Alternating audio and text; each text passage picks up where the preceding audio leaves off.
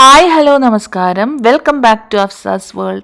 ഇന്നത്തെ എൻ്റെ വീഡിയോയിൽ വീട്ടമ്മമാർക്ക് ഒത്തിരി ഉപകാരപ്പെടുന്ന അടുക്കള ട്രിക്കുകളാണ് കേട്ടോ പറയുന്നത്. അപ്പം അതിൽ നമുക്ക് വെളുത്തുള്ളിയൊക്കെ വില കുറവിന് കിട്ടുന്ന സമയത്ത് ഇതുപോലെ ചെയ്തു വെക്കുകയാണെന്നുണ്ടെങ്കിൽ മാസങ്ങളല്ല വർഷങ്ങളോളം കേടാകാതെ സൂക്ഷിക്കാനായിട്ട് പറ്റുന്നതാണ്. അതും തൊലി കളയേണ്ട, അരിയേണ്ട, ഇടികല്ലിലിട്ട് ചതക്കേണ്ട ആവശ്യമില്ല. അതെങ്ങനെയാണ് എന്തൊക്കെയാണെന്നൊക്കെ ഒന്ന് നോക്കിയാലോ. വീഡിയോ സ്കിപ്പ് ചെയ്യാതെ മുഴുവനായിട്ടൊന്ന് കണ്ടു നോക്കുക. ഒട്ടും തന്നെ സമയം കളയണ്ട, നമുക്ക് വീഡിയോയിലേക്ക് പോകാം.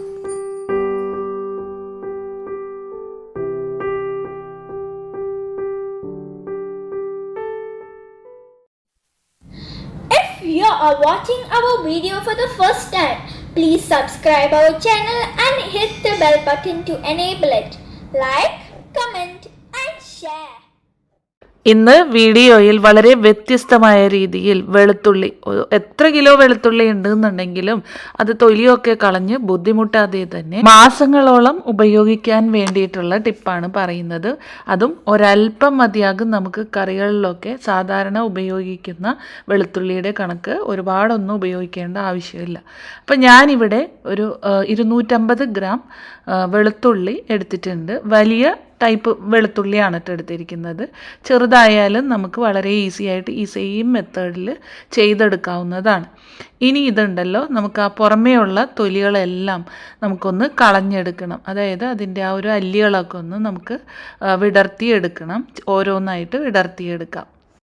അപ്പം ഞാനിവിടെ ആ ഒരു മുഴുവൻ വെളുത്തുള്ളി ഞാൻ എടുത്തിട്ടുണ്ടായിരുന്നത് മൊത്തത്തിൽ തന്നെ ആ പുറമേയുള്ള തൊലി ഭാഗം മൊത്തത്തിൽ കളഞ്ഞിട്ടുണ്ട്. പിന്നെ അതിൻ്റെ ആ നടുഭാഗത്തുള്ള ആ ഒരു കോല് പോലെയുള്ളതും കളഞ്ഞിട്ട് ഇതുപോലെ ഞാൻ ഓരോന്നായിട്ട് എടുത്തിട്ടുണ്ട്. ഇനി ഇതുണ്ടല്ലോ, നന്നായിട്ടൊന്ന് വെള്ളത്തിലൊന്ന് കഴുകിയെടുക്കുക. ഇനിയും ഇതിലെന്തെങ്കിലും പൊടികളൊക്കെ ഉണ്ടെന്നുണ്ടെങ്കിൽ അതൊക്കെ കളയാൻ വേണ്ടിയിട്ട് നമുക്കിതൊന്ന് നല്ല വെള്ളത്തിലൊന്ന് കഴുകിയെടുക്കാം. ഇതിൻ്റെ തൊലിയൊന്നും കളയേണ്ടതായിട്ടില്ല, നമുക്കല്ലാതെ തന്നെ ഇങ്ങനെ സൂക്ഷിച്ച് വെക്കാവുന്നതാണ് കേട്ടോ. പുറമേ ഉള്ള തൊലി നമ്മൾ എന്തായാലും കളഞ്ഞു. അപ്പോൾ പിന്നെ കൂടുതൽ അഴുക്കൊന്നും ഇതിലുണ്ടാകത്തില്ല കേട്ടോ. ഇനി ഇത് നന്നായിട്ട് കഴുകിയെടുത്തതിന് ശേഷം അതിലെ ആ ഒരു വെള്ളത്തിൻ്റെ അംശമൊക്കെ നമുക്കൊന്ന് മാറ്റിയെടുക്കണം. അപ്പം ഞാനിവിടെ ഒരു ടവലിലേക്ക് ഇട്ട് കൊടുത്തിട്ടുണ്ട്. ഇനി അതൊന്ന് ഇതുപോലെ ഒന്ന് ഒപ്പി എടുക്കുകയാണ് വേണ്ട. ഇല്ല എന്നുണ്ടെങ്കിൽ കുറച്ച് നേരം അതൊന്ന് ആ ഒരു അരിപ്പയിൽ തന്നെ വെക്കുകയാണെന്നുണ്ടെങ്കിൽ അതിൻ്റെ ആ ഒരു വെള്ളത്തിൻ്റെ അംശമൊക്കെ പോയി കിട്ടുന്നതാണ്. അപ്പം ഞാനിത് പെട്ടെന്ന് തന്നെ ഒരു തുണി വെച്ചിട്ടൊന്ന് ഡ്രൈ ആക്കി എടുക്കുന്നുണ്ട്. അല്പനേരം കൊണ്ട് തന്നെ ഇത് നന്നായിട്ട് ഡ്രൈ ആയിട്ട് കിട്ടുന്നതാണ്.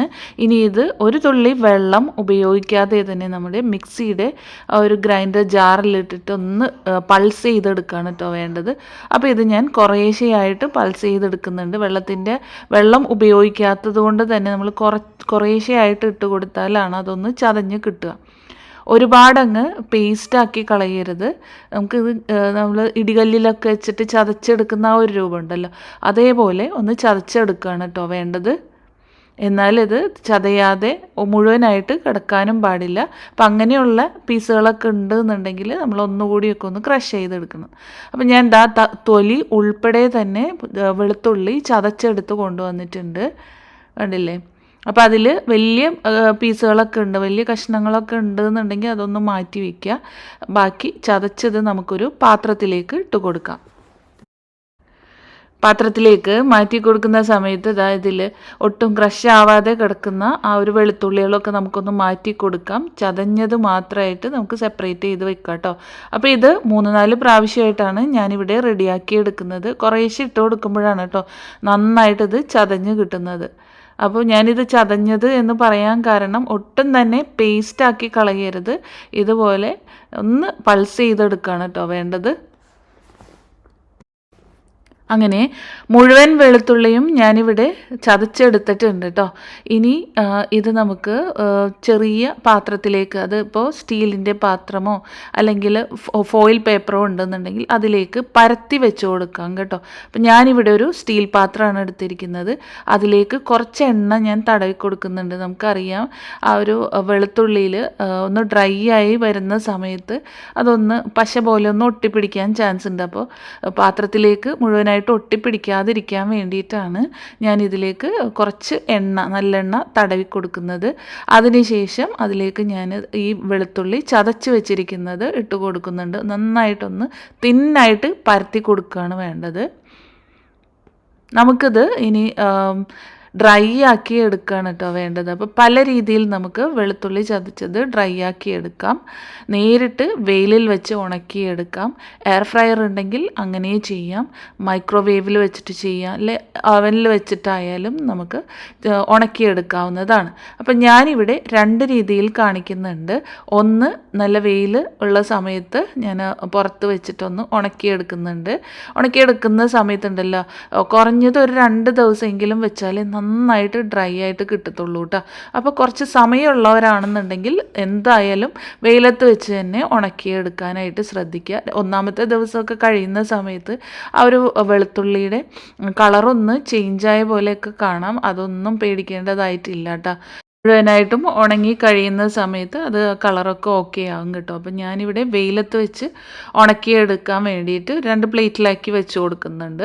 കുറച്ച് ഞാനെടുത്ത് എയർ ഫ്രയറിലേക്ക് വെച്ച് കൊടുക്കുന്നുണ്ട്. അപ്പോൾ ഇത് എയർ ഫ്രയറിലേക്ക് വെക്കുന്ന സമയത്ത് ടെമ്പറേച്ചറൊക്കെ നല്ലതുപോലെ ശ്രദ്ധിക്കണം കേട്ടോ.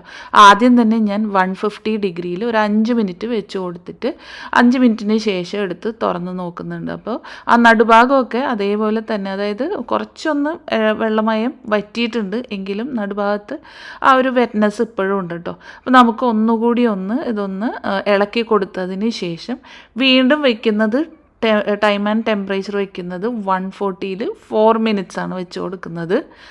പിന്നെ വീണ്ടും അതൊന്നെടുത്ത് നോക്കുന്ന സമയത്ത് കുറച്ചും കൂടി ഒന്ന് ഡ്രൈ ആവാനുണ്ട്. അപ്പം ഞാനത് വീണ്ടും വയ്ക്കുന്നത് 130-ൽ 3 മിനിറ്റ്സാണ് വയ്ക്കുന്നത്. അപ്പോൾ ആദ്യം 150 ഡിഗ്രിയിൽ 5 മിനിറ്റ് വെച്ചിട്ടുണ്ടായിരുന്നു. പിന്നെ ഒരു 140 ഡിഗ്രിയിൽ 4 മിനിറ്റ് വെച്ചു. അതിനുശേഷം 130 ഡിഗ്രിയിൽ 3 മിനിറ്റ് വെച്ചു. അങ്ങനെ 3 പ്രാവശ്യമായിട്ടാണ് ഞാനിത് റെഡിയാക്കി എടുക്കുന്നത് കേട്ടോ. അപ്പോൾ മൊത്തത്തിൽ നന്നായിട്ട് ഡ്രൈ ആയിട്ട് കിട്ടുന്നതാണ്. ഇനിയും അതിലെന്തെങ്കിലും ചങ്ക്സ് ഒക്കെ ഉണ്ടെന്നുണ്ടെങ്കിൽ, അതായത് നേരത്തെ പറഞ്ഞതുപോലെ വെളുത്തുള്ളി ചതയാതെ കിടക്കുന്നത് ഇങ്ങനെ കിടക്കുമ്പോൾ അത് മുഴുവനായിട്ടും ഡ്രൈ ആയിട്ട് കിട്ടില്ല. അപ്പം അങ്ങനെയുള്ള പീസസ് ഒക്കെ ഉണ്ടെന്നുണ്ടെങ്കിൽ നമുക്കത് മാറ്റി വയ്ക്കാവുന്നതാണ് കേട്ടോ. അപ്പോൾ നന്നായിട്ട് നല്ല കരിഞ്ഞുണങ്ങിയതെന്നൊക്കെ പറയാം. എന്നാൽ ഇത് ഒട്ടും കരിഞ്ഞൊന്നും പോകാൻ പാടില്ല കേട്ടോ. അതുകൊണ്ട് ടെമ്പറേച്ചർ വെക്കുമ്പോൾ നിങ്ങളുടെ കയ്യിലുള്ള എയർ ഫ്രയർ അതിൻ്റെ ടെമ്പറേച്ചറിനനുസരിച്ച് വെക്കുമ്പോൾ ഇടയ്ക്കൊന്ന് തുറന്ന് നോക്കി ഇളക്കി കൊടുക്കണം. പാകമായി എന്ന് തോന്നുമ്പോൾ നിർത്തണം കേട്ടോ. അപ്പം ഞാനിത് നന്നായിട്ട് കരിഞ്ഞുണങ്ങിയ പാകത്തിന് നല്ല ക്രിസ്പി ആയിട്ടുള്ള വെളുത്തുള്ളി പൊടിച്ചെടുത്തിട്ടുണ്ട്. കണ്ടില്ലേ, ഇതേപോലെ ഞാൻ പൊടിച്ച് അരിച്ചെടുത്ത് മാറ്റി വെച്ചിട്ട് അടുത്തത് വെയിലത്ത് വെച്ച് ഉണക്കിയെടുത്തിട്ടുള്ള വെളുത്തുള്ളി ചതച്ചതാണ് കേട്ടോ. നന്നായിട്ട് തന്നെ ഉണങ്ങി കിട്ടിയിട്ടുണ്ട്. നല്ല ക്രിസ്പി ആയിട്ട് നല്ല കിലു സൗണ്ട് കേൾക്കുന്ന രീതിയിലുള്ള വെളുത്തുള്ളി വേണം നമുക്ക് പൗഡറാക്കി എടുക്കാനായിട്ട്. അപ്പോൾ ആദ്യത്തേത് എയർ ഫ്രയർ മെത്തേഡിൽ ചെയ്തത് ഞാൻ മാറ്റി വെച്ചിട്ടുണ്ട്, പൊടിച്ച് അരിച്ച് മാറ്റി വെച്ചിട്ടുണ്ട്. ഇതും അതേപോലെ തന്നെ നല്ല ക്രിസ്പി ആയിട്ടുള്ളത് നമുക്കൊന്ന് പൊടിച്ചെടുക്കണം. അപ്പോൾ അതിലും ഞാൻ നേരത്തെ പറഞ്ഞതുപോലെ എന്തെങ്കിലും ചങ്ക്സോ ഉണങ്ങാതെ ഉള്ള പീസസൊക്കെ ഉണ്ടെന്നുണ്ടെങ്കിൽ അതൊക്കെ മാറ്റിക്കളയണം കേട്ടോ. നല്ല ഡ്രൈ ആയിട്ടുള്ളത് വേണം. അത് ഡ്രൈ ആയിട്ടുള്ള മിക്സിയുടെ ജാറിലേക്ക് വേണം ഇട്ട് കൊടുക്കാനായിട്ട്. ഒട്ടും തന്നെ വെള്ളത്തിൻ്റെ അംശം പാടില്ല. ഇനി അതും ഞാൻ പൊടിച്ചെടുത്തിട്ടുണ്ട്.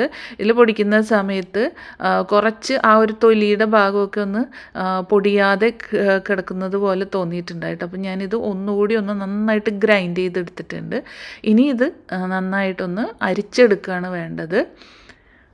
അപ്പോൾ ഇതിൻ്റെ കളറ് വ്യത്യാസം എന്ന് പറയാനായിട്ട് മറ്റേത് എനിക്ക് തോന്നുന്നു എയർ ഫ്രയറിൽ ചെയ്തെടുത്തത് നല്ല ഫൈൻ പൗഡറായിട്ട് എനിക്ക് കിട്ടിയിട്ടുണ്ടായിരുന്നു.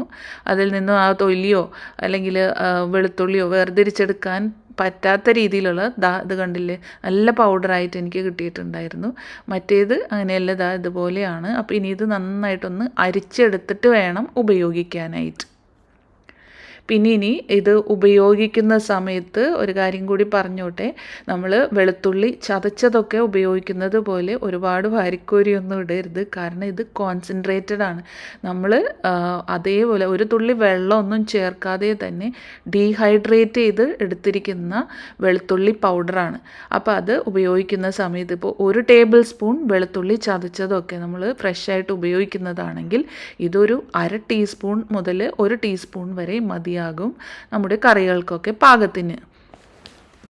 അപ്പോൾ അതുകൂടി മനസ്സിൽ വെച്ചുകൊണ്ട് ഉപയോഗിക്കാനായിട്ട് ശ്രദ്ധിക്കാൻ മറക്കരുത് കേട്ടോ. അപ്പോൾ ഇന്നത്തെ എൻ്റെ വീഡിയോ എന്തായാലും വീട്ടമ്മമാർക്ക് ഒത്തിരി ഉപകാരപ്പെട്ടു എന്ന് വിചാരിക്കുന്നു. വീഡിയോ ഇഷ്ടപ്പെട്ടാൽ ലൈക്ക് ചെയ്യാനും അതുപോലെ മറ്റുള്ളവരിലേക്ക് ഇത് ഉപകാരമെന്ന് തോന്നുന്നുണ്ടെങ്കിൽ മറ്റുള്ളവരിലേക്ക് കൂടി ഒന്ന് ഷെയർ ചെയ്യാനും മറക്കില്ല കേട്ടോ. ഫീഡ്ബാക്സ് ഒക്കെ എന്തെങ്കിലും ഉണ്ടെന്നുണ്ടെങ്കിൽ കമൻ്റായിട്ട് അറിയിക്കാൻ മറക്കരുത്. അതുപോലെ സബ്സ്ക്രൈബ് ചെയ്യാതെ കാണുന്ന കൂട്ടുകാരുണ്ടെങ്കിൽ ഒന്ന് സബ്സ്ക്രൈബ് ചെയ്ത് സപ്പോർട്ട് ചെയ്യാൻ മറക്കരുത്. തൊട്ടടുത്തുള്ള ബെല്ലൈക്കണിൽ ഉണ്ടല്ലോ ഓൾ എന്നുള്ളത് പ്രസ് ചെയ്തിട്ടുണ്ടെങ്കിൽ ഞാൻ ഇനി ഇടുന്ന പുതിയ വീഡിയോസൊക്കെ അപ്പോൾ തന്നെ നിങ്ങൾക്ക് നോട്ടിഫിക്കേഷൻസ് ആയിട്ട് കിട്ടുന്നതായിരിക്കാം. കൂടാതെ ഹോം പേജിലും കിട്ടുന്നതായിരിക്കും. അപ്പോൾ ഇൻഷാ അല്ലാഹ് മറ്റൊരു വീഡിയോ ആയിട്ട് വരുന്നത് വരേക്കും എല്ലാ കൂട്ടുകാർക്കും താങ്ക് യു ഫോർ വാച്ചിങ്.